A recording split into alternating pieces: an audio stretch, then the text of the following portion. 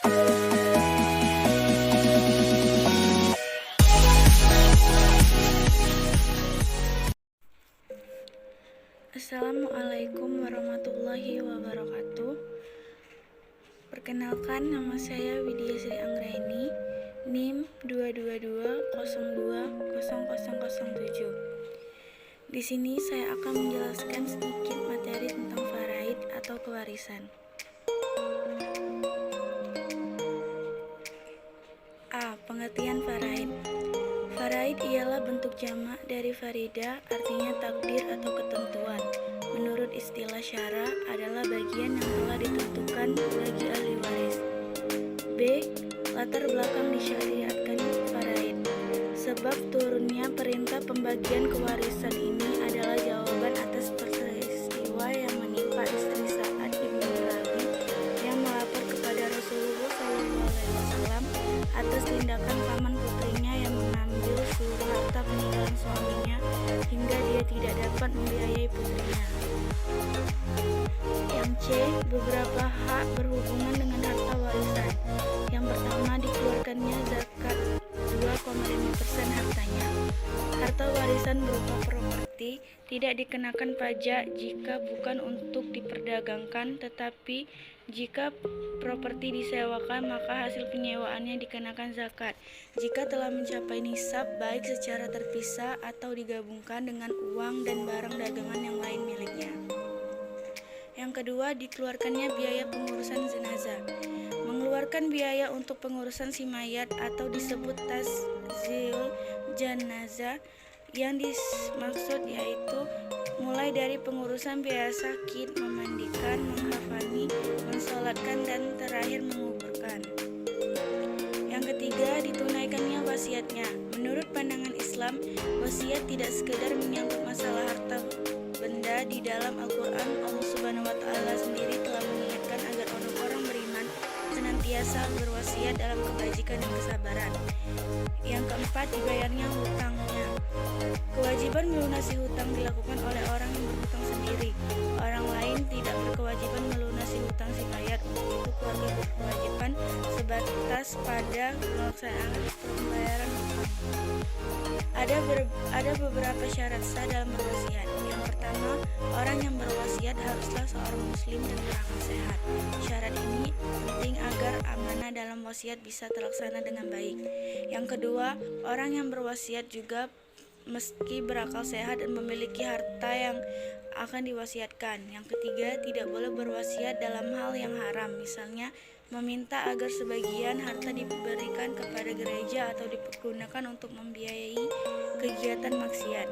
Yang keempat, orang yang diberi wasiat bersedia menerima wasiat. Jika menolak, maka wasiat itu batal, dan setelah penolakan orang tersebut tidak berhak atas apa yang diwasiatkannya. D. Sebab-sebab waris mewarisi.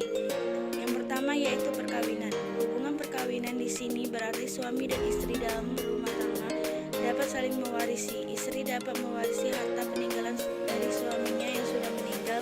Sebaliknya, suaminya juga dapat mewarisi harta peninggalan dari istrinya yang sudah meninggal. 2. Kekerabatan. Orang yang bisa mendapatkan warisan dengan sebab nasab atau kekerabatan adalah kedua orang tua dan orang-orang merupakan turunan kedua seperti saudara laki-laki atau perempuan serta anak-anak dari para saudara tersebut, baik sekandung maupun seayah. Yang ketiga, wala, yaitu orang yang memerdekakan hamba sahaya. Ia berhak mewarisi harta mantan hamba sahaya itu. 4. Hubungan Islam. Seorang muslim yang meninggal dunia namun tak memiliki ahli waris yang memiliki sebab di atas untuk bisa mewarisinya, maka harta tinggalkan diserahkan kepada Baitul Mal untuk dikelola untuk kemaslahat umat Islam. Sebab-sebab tidak mendapatkan warisan. Yang pertama yaitu perbudakan. Orang yang berstatus hamba sahaya apapun jenisnya tidak bisa menerima harta warisan. Karena bila seorang hamba sahaya menerima warisan, maka hartanya yang ia terima itu menjadi milik tuannya.